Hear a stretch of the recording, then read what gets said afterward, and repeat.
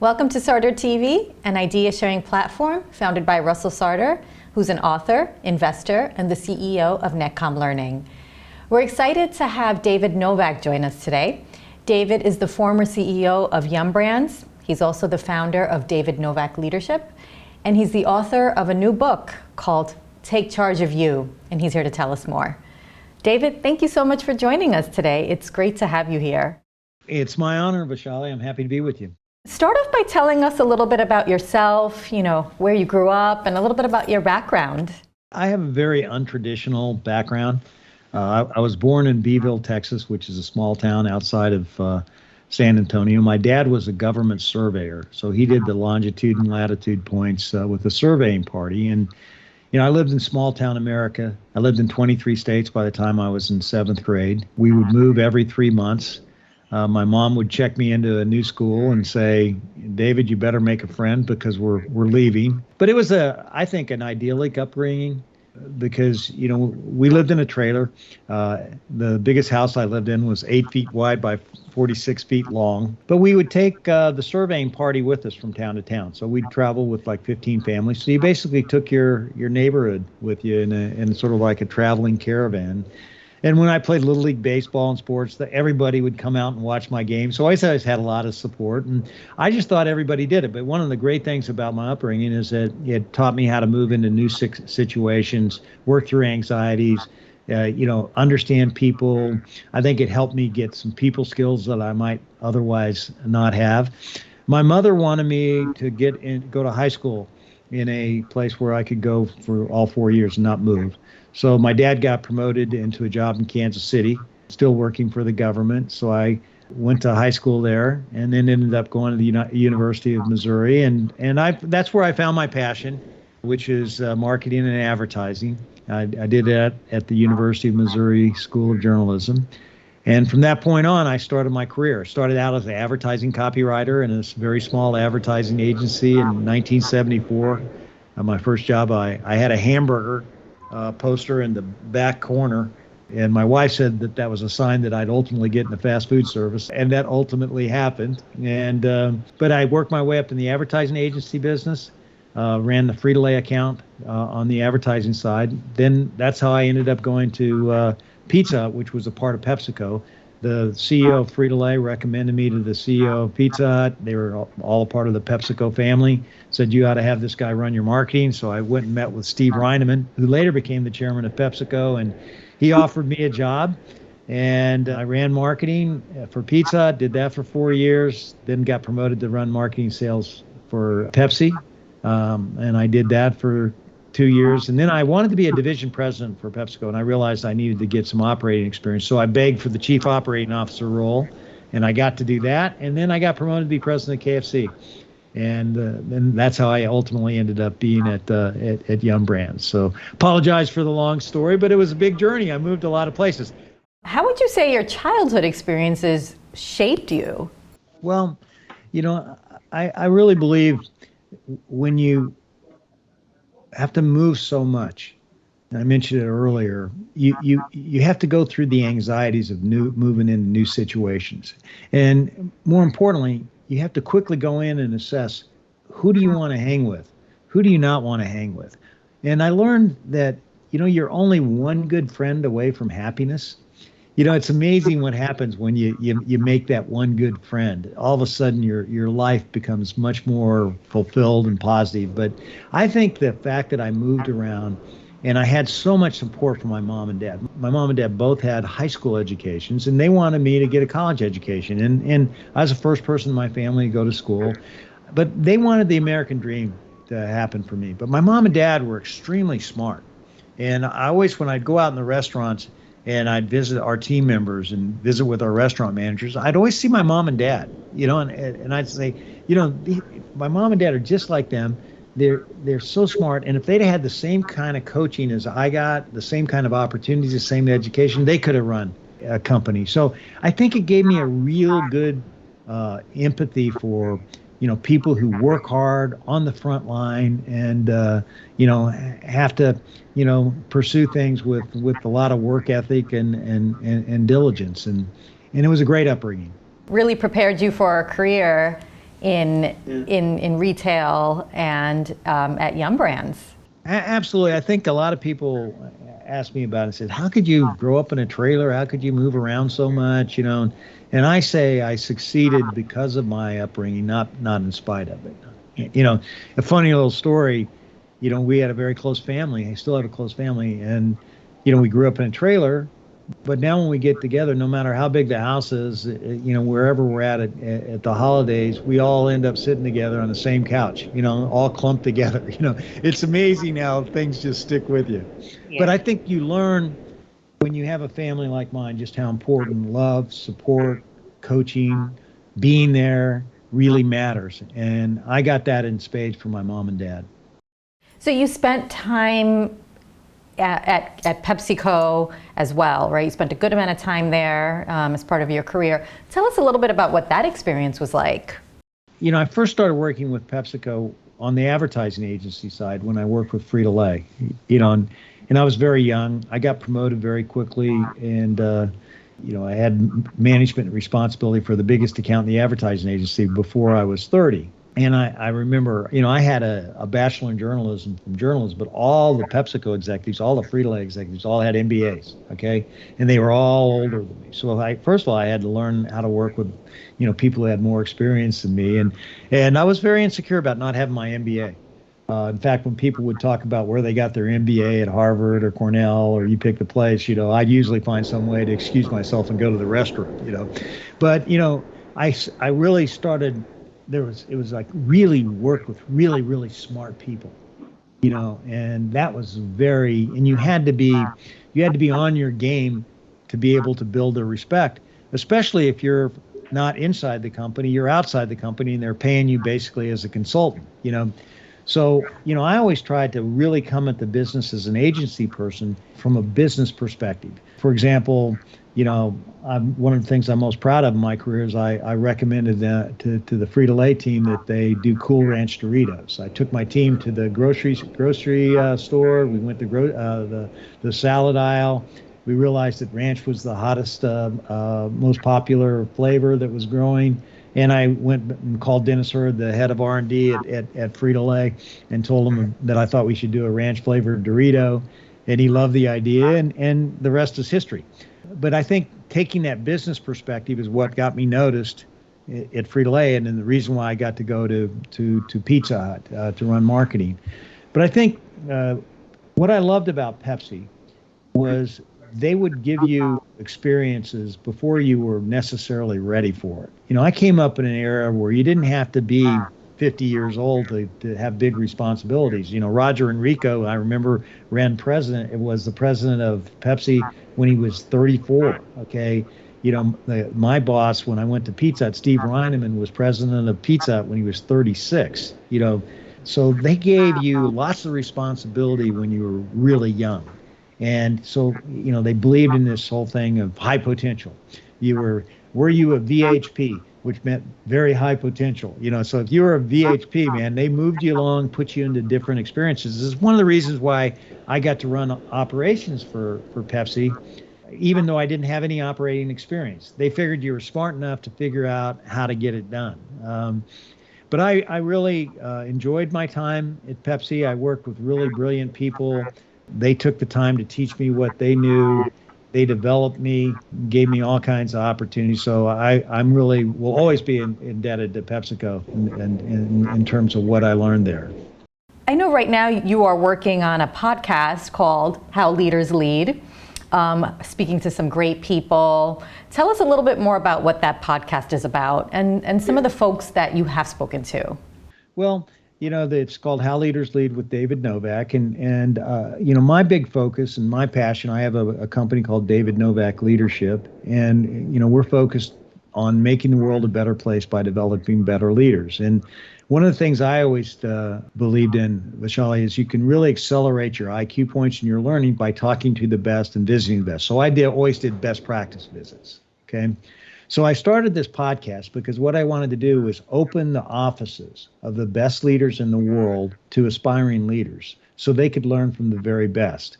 You can get in to see these people if you're a CEO, but it's hard to do that when you're coming up the ladder. So I wanted to give people something that was basically like a best practice visit. So I've done it with a wide variety of CEOs. Jamie Dimon from JP Morgan Chase. Okay, Indra Nooyi from PepsiCo. Evan Spiegel from Snap. Anil Bhusri from Workday. Shantanu Narayan from Adobe. These are just some of the CEOs that I've interviewed. Dave Calhoun from Boeing. Will Ahmed from Whoop. And then, on the sports side, I've interviewed Tom Brady, and I've interviewed Steve Kerr, who's a coach of the Golden State Warriors, Mark Messier, a Hall of Fame hockey player, Scott Hamilton, an Olympic figure skater, all kinds of different people. And what I really hone in on is what's their story, how they lead. The thing that makes my podcast different is, I really focus in on how they lead, how they go about tackling the biggest challenges, where they succeeded, where they didn't succeed. And I learned doing it, but more importantly, we're getting a huge following, and the people that are subscribing to the podcast, which is free, they're really enjoying it. And, that's the key. That's what I'm trying to do, is give back. So have you come across any common themes in your discussions with these leaders? I think that the best leaders have an uncanny combination of confidence and humility. They're very confident. They're very capable. They know their job. They know their business. They believe in themselves. They know what they can do. And this is really important because their job is to really inspire other people. And people will not follow you unless you have a big belief in yourself and a belief in them and a belief in what a business can be. So they have the confidence to really do that. And they have humility. And humility in a sense that they need other people and they know it. They don't think they know everything. They're constantly in pursuit of getting the right answer, and they don't care who it really comes from. And because of that, they have this incredible desire to have talent. They really want talent around them. They want talent in their organization, because I think they believe in the formula of success that I believe in, which is, if you get your people capability right, then you're going to satisfy your customers, then you're going to make money. Too many people start out saying, I want to make a lot of money, but they don't think about how you get there. And the only way you can ultimately get there is to have the people around you and in your company that can deliver the kind of products and services that you need to delight your customers so that you can ultimately make the money, which is, the end game, obviously. And what about some of the sports figures that you've interviewed? Do you see sort of a common theme there, or is it similar to what you see in the leaders and the business leaders? Well, I think one of the things about the sports leaders is they have an incredible belief to get back up, okay? That you get knocked down, you don't win every time, but they have this incredible perseverance to get back up and to continue to go forward. And again, they're incredible learners. Like Tom Brady, he's always looking for an edge. If he wants to improve his throwing motion, he goes to Tom House, who's a throwing coach, and by the way, I just did a podcast with him a couple of weeks ago. That's why he's top of mind. Steve Kerr, big time learner. And the thing that I loved about him was how much he believes in culture and how much he believes in playing with joy. And again, I think joy is something that is critical to the success of any real leader. And, I write about it in my book, Take Charge of You, which we just released yesterday, is that, leaders need to figure out what their joy blockers are, what their joy builders are, okay? Look at how they're spending their time and make sure that they're really focused on what gives them joy, because that joy will sustain you and drive you to greatness. Without it, you won't get there. But back to sports figures, Scott Hamilton, he is an incredible person. He's a 4-time cancer survivor, okay? Had a childhood disease where he thought his growth was very stunted. He was very small.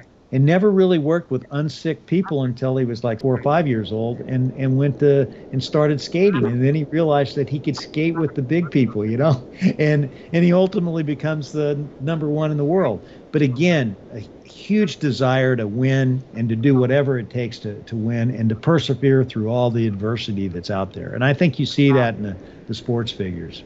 We're going to get into your new book in a moment, but I also want to just make note of the fact that you have written other books as well.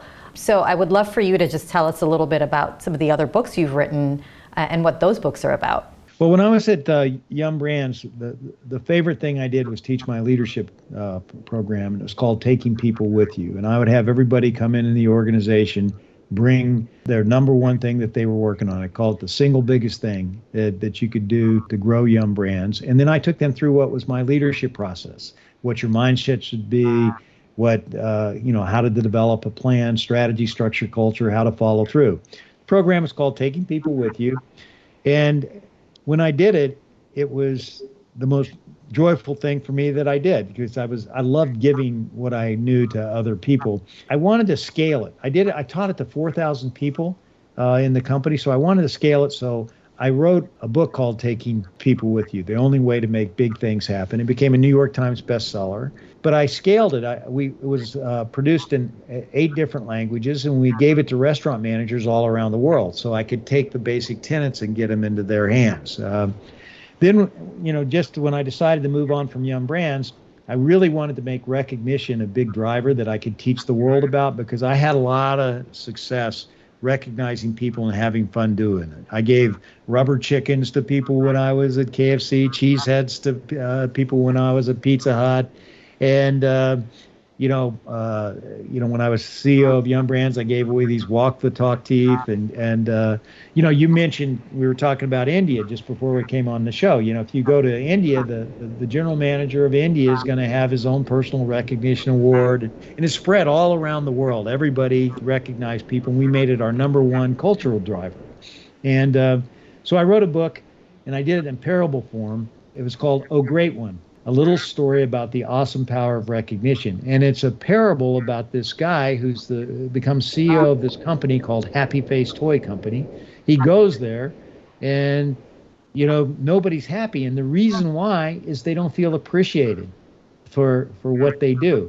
And so he goes about and building a culture recognition. And it's all my experiences that I had building Yum Brands and working up the ladder, all those experiences put into a book in a parable form. And I love the book, and a lot of other people did too. And it's a great story. And then we're going to talk about taking charge of you. Yep, we will talk about that. Just getting back to your book on recognition, and from what you found, what is it that you found about recognition and how it actually impacts business results? I studied all the great companies, and all the great companies, the single biggest thing that they talk about that drives their success is creating a culture where everyone counts. So what recognition does is recognition says that you're watching, okay? That what you do really matters. Now, what I really believe in, Vishali, is purposeful recognition. So what we did is we figured out what were the characteristics, what were the behaviors that drove the top performance in our restaurants. And then what we did is we recognized those behaviors. So I didn't just do recognition in a willy-nilly way. I did it in a purposeful way. It was purposeful recognition. And one of the things that we learned is that if you want customer focus and you recognize it, you'll get more of it, okay? If you want innovation and ideas, if you recognize the people that really do that, you'll get more of it. So I really believe that the recognition culture was the biggest driver of Yum's success. And we took our market cap from $4 billion to $32 billion. But if you talk to people why we did it, they'll tell you the thing that made Yum special was our recognition culture, because it showed we valued people, we appreciated people. And by the way, it created an environment of fun. And there's nothing better than when you can go to work hard, do all you need to do, but have a good time doing it.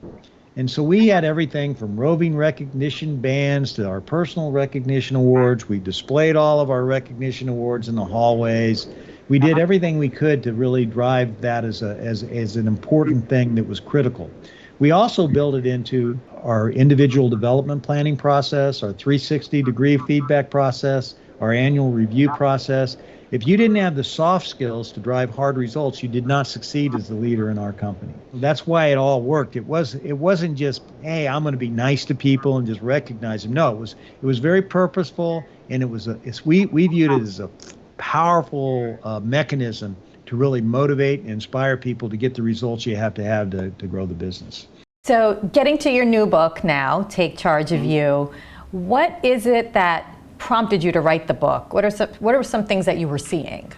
I always was a big believer in coaching, and one of the things that's really amazing is that the research will tell you it's the most valued thing that people are really looking for, but it's the least practiced. 70% of people, 70% of leaders do not have a leadership development plan.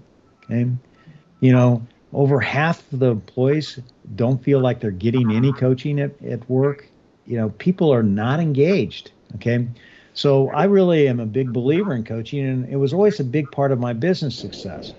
When I started to think about what I was going to do next in my life, I wanted to share what I learned, but I also I wanted to share what I learned from other people, and I came across, from my passion for golf, I came across Jason Goldsmith, who's a sports performance coach, and he took Jason Day to #1 in golf. Then he took Justin Rose to #1 in the world in golf, and so I started working with him, and I certainly didn't even come close to becoming #1 at anything, okay? But we became really great friends, and I learned, that his passion for coaching and my passion in coaching were linked up, and we used similar ways to coach. We had a similar process, and so I wanted to write another book, and I wanted to do it on coaching, but I said, what will make it different? And I thought, well, what will make it different is I team up with Jason. He comes at it from a sports perspective. I come at it from a business perspective, and that we give people the tools they need to learn how to coach themselves. Because the fact of the matter is, most people can't afford a business coach. Most people can't afford a sports coach, okay? So what we do is we teach people how we do it and give them the tools and the exercises that we use to get people to discover what they need to do to take their performance to the next level so that they can coach themselves. And once you learn how to coach yourself, okay, then you can coach other people. And that was the approach that we took. And I think, Vishali, the thing that really makes this book interesting is that you could read the book front to back and enjoy it just by the stories that are in it. But what we wanted to do was put people to work on making them become the best that they could be, to be their best self, okay? So that's why we have all kinds of exercises in the book that we take people through that they self-discover. I always say, telling isn't selling. You can't tell people what to do. The best thing that can happen is when you and I discover for ourselves what we need to do. So we take people through a great process, and in the end, we think we can help people truly, get more out of their life at work and at home. I think it's a great concept because there are so many people. We have the gig economy now. We have people who are working independently. We have entrepreneurs and founders who might not be able to, like you said, have access to a coach or can't afford it or are part of a big company. So I think this is a great concept. One other thing about that, which I think is, and you asked me about the timing of it. When we started writing this before COVID, okay? Just before COVID. Now you've got everybody working at home virtually, okay? Not everybody, but most people continue to work virtually. And, that's even, we didn't know this, but that's made this book even more timely because people, they don't have their coach that they can work with day to day, even if they have a good coach, So the timing of this book, I think, is sort of fortuitous. Because when you're working virtually, you don't have as much collaboration, you don't get as much coaching as you really need to have, and this helps people work through how they can raise their game at home. The book focuses on this concept of self-coaching, and you have a story behind how you got the job as CEO of Yum Brands, which helped drive this concept. Tell us about that. I was running KFC, and we had great success turning around KFC. And so I got a call from Roger Enrico. He said, I'd like you to go be the president of Frito-Lay. And, that was a big promotion. Packaged goods was more prestigious than the restaurant business. Frito-Lay is one of the most profitable division, and perhaps the premier packaged goods company in the world. I mean, it's a great company. But I really needed to self-coach myself through this process. And, when I got asked that opportunity to go to Frito-Lay, I realized that, I love food, I love marketing, and I love people, and I love the restaurant business more than packaged goods business. So I turned it down. Now, little did I know, okay, that PepsiCo was in the midst of spinning off the restaurants, and by me saying no, I ended up being in the perfect position to run Yum Brands, which also ultimately led to another big self-coaching exercise as well, because when I first found out we were going to be spun off from PepsiCo, Roger Enrico asked me, he said, I think you need to team up with this other guy to run the company. And he said, you'll be the chief operating officer and this guy will be the CEO. Well, I didn't like the idea of that at all, because the person who's going to be the CEO didn't have any more experience than me. So basically, I said I wasn't going to do it. And he said, oh, yes, you are. You better do it. Okay. And I said, no, I'm not. And so I get this call from the head of HR from Pepsi, and he says, David, you better take this job or you're going to get fired. And I said, well, fire me. And then I hung up. And then I realized that in a situation like that, when you say something like that, there's only one person that wins, and it's not you, it's the boss, okay? So I said, I self-coached myself into the fact that I needed to go talk to Roger Enrico. And I called him up, and I said, I'd like to come see you. So I worked on a presentation deck that I still have to this day, where I went to meet with him at PepsiCo. It was actually on a Martin Luther King holiday. I flew up there, and, I went in there, and I took him through everything I would do to run the company, why I thought I was the best person to do it, what the culture would be like, what processes I thought we needed to put in place, how we would build the company. And I told him, I said, look, this guy that you want me to work for is a super guy. I have no problem with him. I had dinner with him. You wanted me to meet him. I met him. But it's like me looking in the mirror. I mean, he doesn't have any experience that I don't have. You think he has more financial experience than me. He doesn't. I figured this out, and he saw my passion. He knew me. I'd worked with him for a long time. And he said, okay, David, I will go with you and let me handle it with this other guy, but, you'll get the job. So, but I had to coach myself through that entire process. And I'm so glad I did, because I ended up with an incredible opportunity to build a company from scratch. Even though the brands have been around for, over 50 years, we were kind of ugly duckling at PepsiCo. They were underperforming, and we were able to turn the business around and have great success. And it was it was just a phenomenal experience. Before we even get into the concept of self-coaching, define for us what it really means to coach. Well, I think coaching is all about recognizing that your job is to help others achieve the potential they could never achieve without your support and help. So, coaching says, I care about you, and nobody's going to care about you until you care about them. Okay. But I think the way you do that is you give people yourself. You give a piece of yourself, a piece of your heart, a piece of your knowledge, and you show your commitment to them, and you try to help them build self-awareness so that they can make the decisions that they need to make that's going to accelerate their life and their career. So then what are some questions we should be asking ourselves as we're starting the self-coaching journey? Yeah, well, I think the first thing you have to do is have a conversation with yourself. So you ask the perfect question, okay? And, I always say start out by writing out all the things that block the joy in your job and your life. What are your joy blockers? Okay. And then take the time to reflect and ask yourself, what gives you joy? Write those down. Then look at your joy blockers and your joy builders, and then look at how you're spending your life and your time. If you're spending your life in an area where your joy is being blocked most of the time, let's say you're a really creative person, but you're working in a very, left brain world, okay? You're probably not going to be that happy, and you're not going to be that fulfilled, and you're probably not going to do as great a job as you could do for the company you're in, okay, if you stay in that arena. So maybe you need to be looking in the company and say, hey, maybe I ought to go over here or whatever, okay? But I think that the understanding what truly gives you joy, I think really is the key.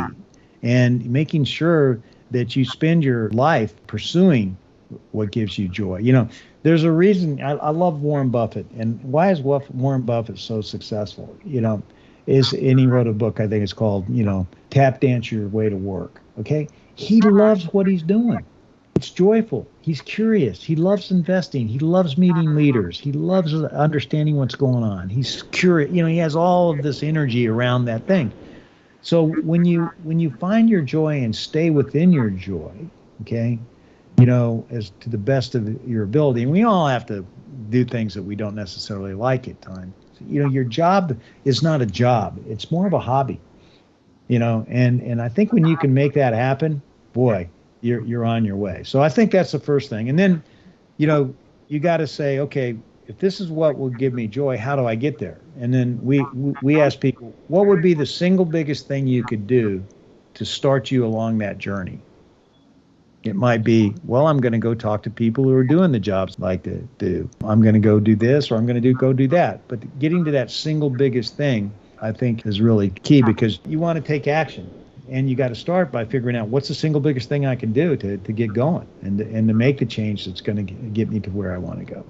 Do you have any examples that you can share? Any real life examples? I know you have some in your book that might kind of highlight how this was done effectively by somebody. I do a lot of coaching, and a lot of times I talk to people who go into, they become a lawyer. And I ask them, well, why are you a lawyer? Well, my grandfather's a lawyer. My father was a lawyer. Everybody in the family's been a lawyer. Everybody wanted to be able to be a lawyer. Well, how do you like it? Well, I'm pretty good at it. I got through, but I'm not excited about my life. Okay. And I said, well, what does excite you?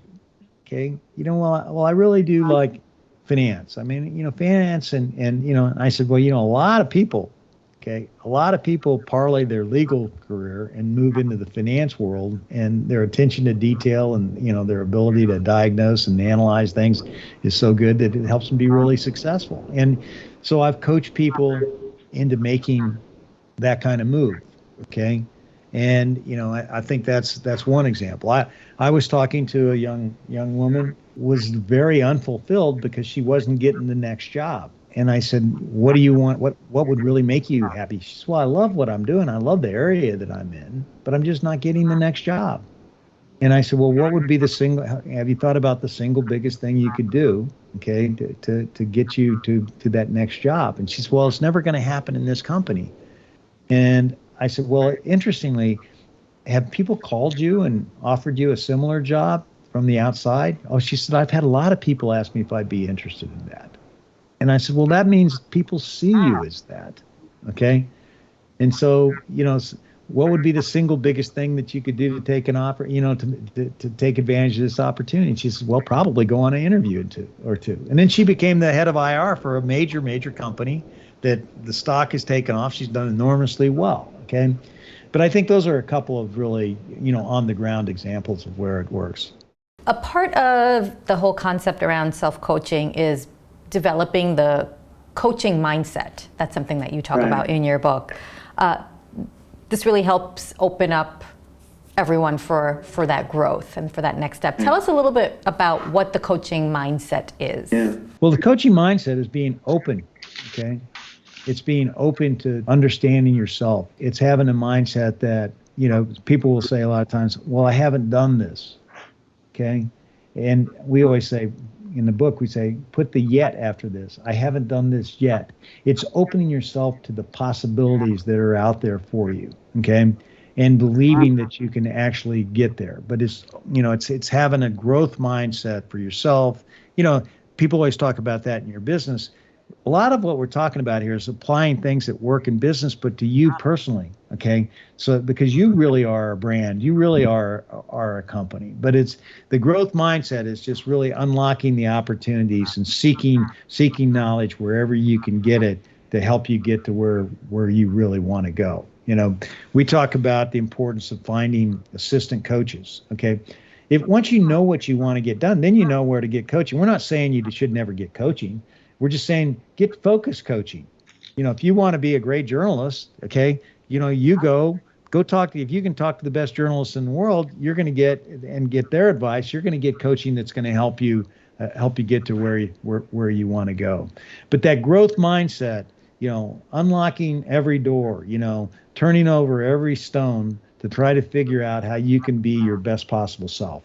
So you also have a chapter dedicated to uncovering transformational insights. That includes things like making sure your journey is a purposeful one, practicing humility, and handling roadblocks. Tell us more about this. A lot of times, people don't have enough self-awareness, okay, to understand what it is they really need to do to achieve what they want to achieve. They see the end game, but they don't necessarily, know what it is that they have to do personally to get there.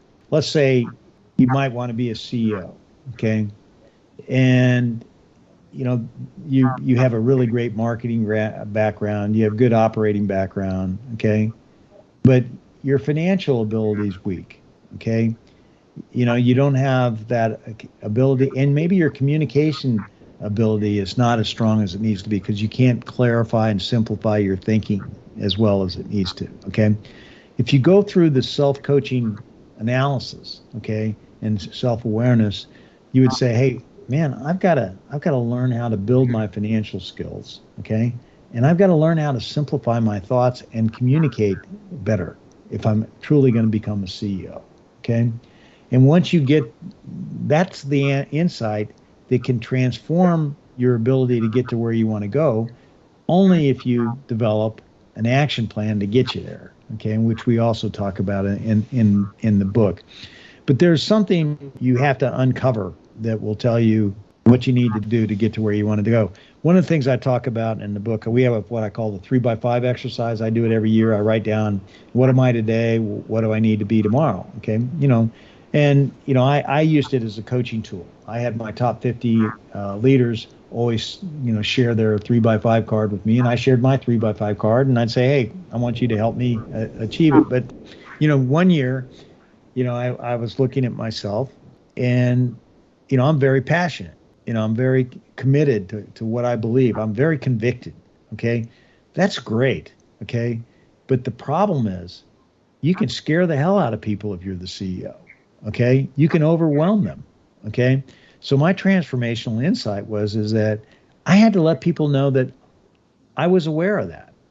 Okay, and I needed their help when I was getting a little carried away. Okay, fight back. And also, and give people permission to take you on and ask their help to do that. And I think by me going public with that and sharing that with everybody, I think I became a much better more reflective, much better listener, and a little bit less of a, too much of a hard charger, okay, and tempered it. I wanted to go from being passionate and enthusiastic to tempered enthusiasm, okay, and tempered passion. And I think that, that's how I think you can really have insights that can get you to where you want to go. What would you say are some strategies we can follow to help develop a habit around being able to self-coach? One thing I would say is coaching should not be episodic, okay? It should be every day. When you have an opportunity to coach and you see an opportunity to help somebody be better, take that opportunity and ask them, say, would you like some feedback? And give them that coaching today. Too many people wait for coaching to happen when you have your mid-year review, your annual performance review. They make it episodic versus every day. So now one thing I would coach everybody to do is, I really believe in what I appreciate more effective method. Okay.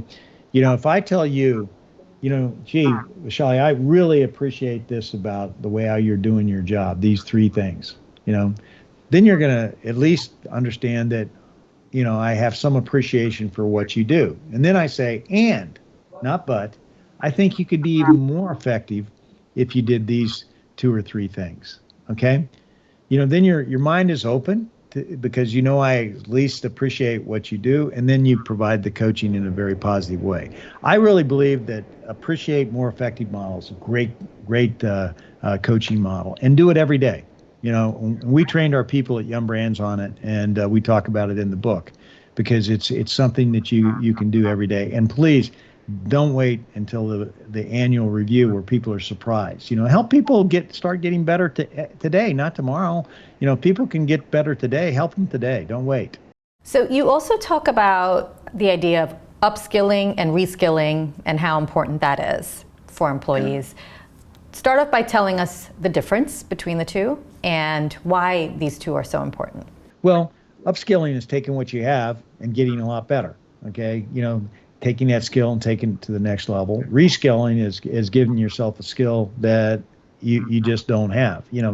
I had to reskill my communication ability. Early on in my career, I was very nervous when I spoke, and wasn't a good communicator. And I realized that if I was going to move up the ladder, I was going to have to get a lot better at it. So I had to build a skill that I really didn't have. Okay. I also came up on the marketing side, so I had to build my financial skills. Okay. And so I went to, the Wharton School for non-financial executives, and I got that kind of training. Okay. Upskilling is just, is taking skills that you have, leveraging your strengths. Okay. And making sure the rest of the organization, can build off of that. For example, I was always, that's what I think I did with leadership when I taught taking people with you.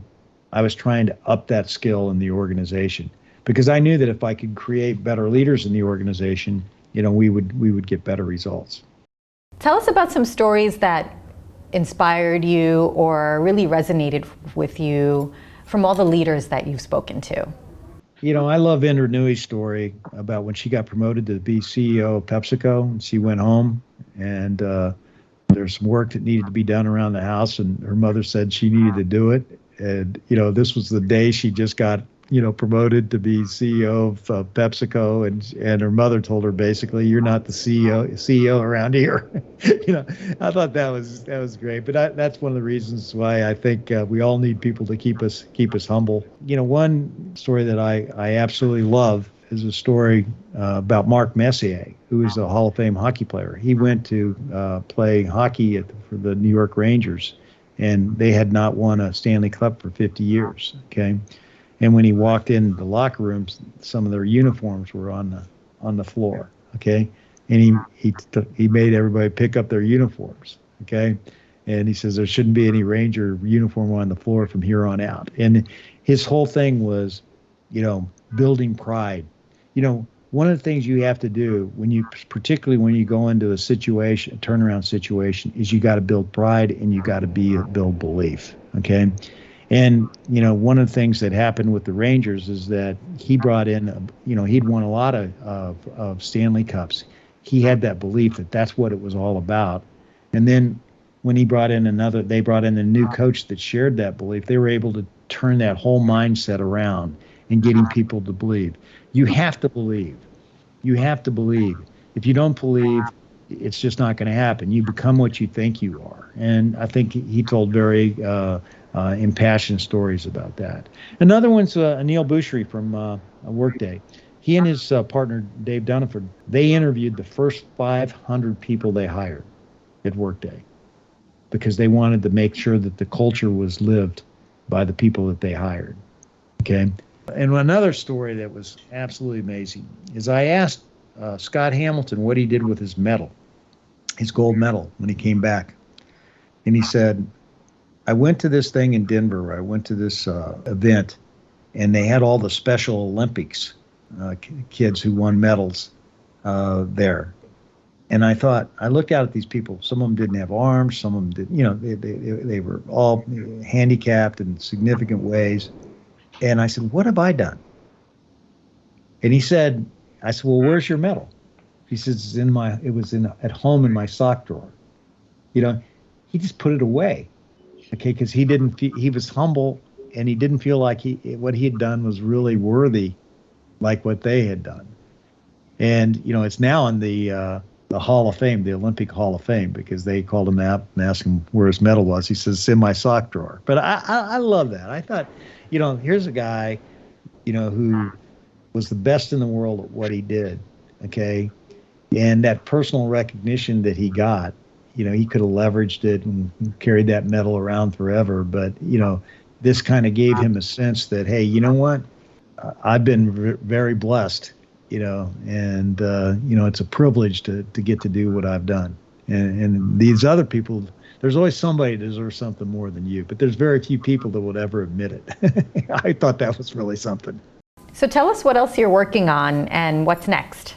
Well, we're launching digital leadership programs. We have it on the David Novak method, purposeful recognition, essential leadership traits. These are digital programs that we're trying to disseminate. I'm also, working on a new book. It's right up your alley, okay, in the sense is it's going to be on learning, and it's going to be basically taking my experiences, the experiences from people that I interview in my podcast, and really, talk about how to learn, how to be an active learner. It's one thing to be a learner, but you have to put the learning to use, okay? And so I'm going to talk about how I've learned from, learned how, learned to, and basically do essays from my experience base and the base of other people. So I'm working on that. And, my family foundation is focused on leadership development. So we're developing leaders at every level. So we have a program called Lead for Change, which is for middle schools and high schools, where we took the Taking People With You process and we created curriculum for teachers. And we've reached over 1.5 million kids, so we're trying to take that to the next level. But it's the largest privately funded leadership development program in the country. And then I have the Novak Leadership Institute for college students. We're doing that at the University of Missouri. And then we've teamed up with dynamic leader Jan Helson, who's created this program called Global Game Changers, which is for elementary students, where we teach elementary students to understand what their gifts are, what their talents are, put their heart into it, and then that becomes their superpower. Okay. And, when the kids graduate from the program, they get these little capes, but it's to try to begin teaching people self-esteem and belief in what makes them special early on in their life. Okay. The sooner we can do that, the better. And then I have my How Leaders Lead brand, which is the podcast and the digital programs and all that. That's for the aspiring leaders. So we're really busy. I'm doing this with my daughter, Ashley, and I have a team here, a mighty team here. We're very focused on really trying to make the world a better place by developing better leaders and help people achieve potential that they otherwise couldn't achieve without our help. It's amazing work. Yeah, it's fun. Yeah. It's fun, and it is very joyful for me. So I do think I'm walking the talk. That's good. And it's a great book. I really enjoyed reading it, and I really like the fact that there's actual strategies and tactics that you could take to really start on this road. So thank you. Thank you for that. Thank you for speaking to us today. This was really great. Yeah, thank you. I appreciate it. Thank you for the opportunity. Thank you. And we'll see you next time on Sarder TV.